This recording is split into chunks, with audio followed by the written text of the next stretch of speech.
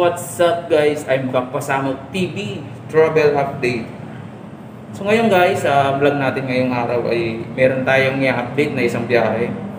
Ito ang Bragais Liner. At nag-post sila about sa kanilang biyahe. Bago tayo guys magsimula sa update natin sa biyahe ng Bragais, meron muna tayong isa shoutout. Shoutout nga pala kay Prissy Vlog Official. At saka shoutout din kay Nunoy TV Official Vlog. At saka shoutout din kay Gangster TV Vlog. Okay guys, so bago tayo magsimula guys, dahil wala na tayong isa-shoutout, intro muna tayo.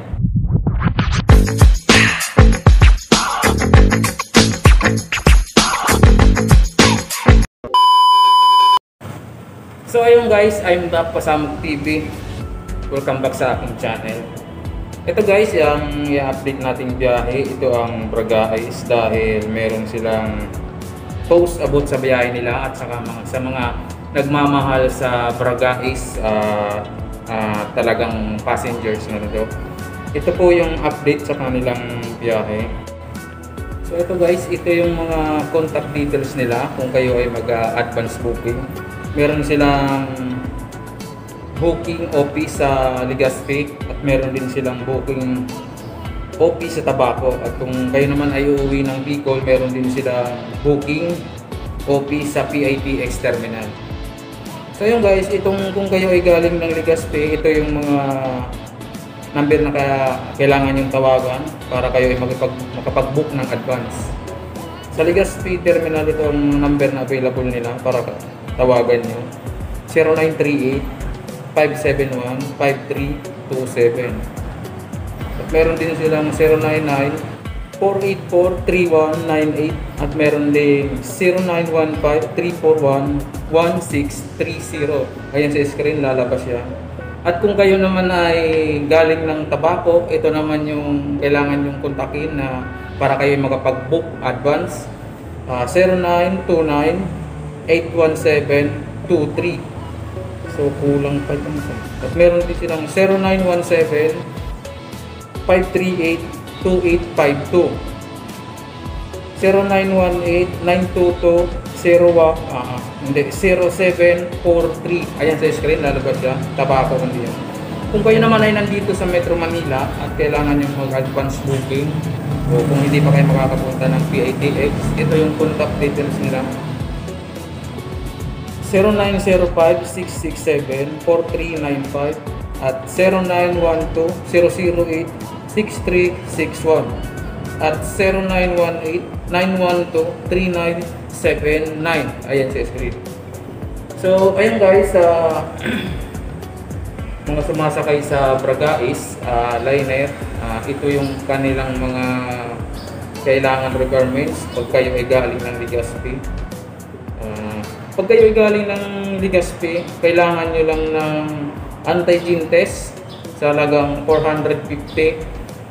Tapos pag kayo naman ay galing ng Tabaco, ang antigen test ay 600 pesos.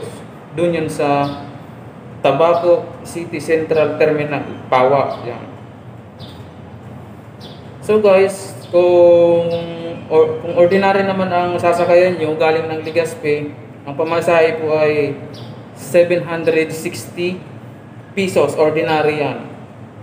Galing sa Legazpi Terminal, B-side SM Legazpi. Okay. Kung kayo naman ay galing ng Tabaco, ito naman yung pamasahe, ordinary, 800 pesos. Yung 800 pesos na yon, hindi pa kasama doon yung antigen test. Ang antigen test ay 600 pesos only. So ayun guys, kung kayo naman ay galing ng Maynila o PITX, Legazpi o Tabaco ang uwi nyo, ang ordinary fare nila Legazpi ay 760. Tabaco naman 800 pesos ang pamasahe. Ordinary lang yan guys. At ang antigen nila ay 850 ang antigen. Ang antigen guys ay Doon mismo sa loob ng PITX terminal sa sa third floor ng terminal. Tapos kung hindi nyo alam ang boat outlet ng Bagais, nandun sa second floor, boat 1, counter 13. Nandun sila. So ayun guys, may back nga pala, hindi kayo pwede magpantay din sa iba kung kayo isasakay ng bus uwi ng Bicol o galing ng Bicol. Kailangan doon mismo yun sa terminal kayo anti-gene. Hindi kayo pwede mag-present ng anti-gene na galing sa ospital o kung saan kayo nagpa-anti-gene. Hindi po sila tumatanggap nun. So yan po ang requirements ng Barangay. Meron pa dito isa pang contact number para sa Globe. Ito naman para sa Globe, 0905-667-4395.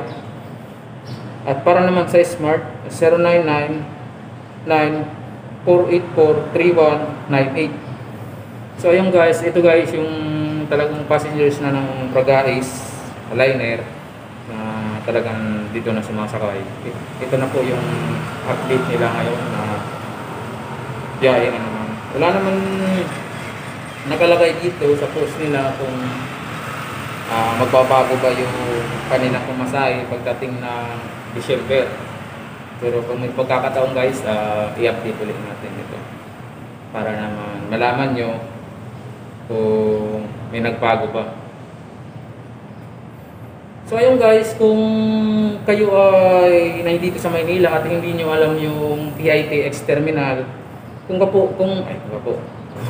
kayo po ay galing ng Cubao o kaya galing ng Pasay, sakay lang kayo ng carousel behind PITX. Yan, doon na mismo yan. Hindi na kayo malilito dyan. Kung kayo naman ay sa Guadalupe, sakay kayo ng Guadalupe, pupuntang PITX. So ayun guys, maraming salamat sa mga nagsilip sa video ito. Update natin sa Barangay liner. At sana naintindihan nyo ang aking bagong update dito sa Barangay. At saka sa mga gusto pa na mag-update ng mga biyahe about sa kung saan lugar sila uuwi, i-comment nyo lang dyan sa comment section sa baba. At pag nakita ko, i-research natin. Pero guys, sa mga terminal na update natin ay hindi muna tayo makakapunta dahil medyo masama ang panahon ngayon dito sa Maynila. So mahirap din kasi sungin yung panay ulan-ulan. Dinagdag kasi ako nung nakaraan kaya hindi ako nakapag-upload weekly. So dapat kasi weekly ako mag-upload ng mga update natin. Kaya research ko na lang at tinalam ko yung mga detalye para naman ipaalam sa inyo, sa aking mga mahal na viewers, na ito yung mga bagong update ng ating mga mahal na bus. So ayun guys, maraming salamat at sana huwag niyong kalimutan i-subscribe ang aking channel, Pasamok TV Travel Update, at pindutin niyo ang bell notification para maging updated kayo sa aking bagong mga upload na video. So ayun guys, maraming salamat sa manonood at hanggang dito muna ang update natin sa Barangay. Ingat kayo lagi. Bye-bye na.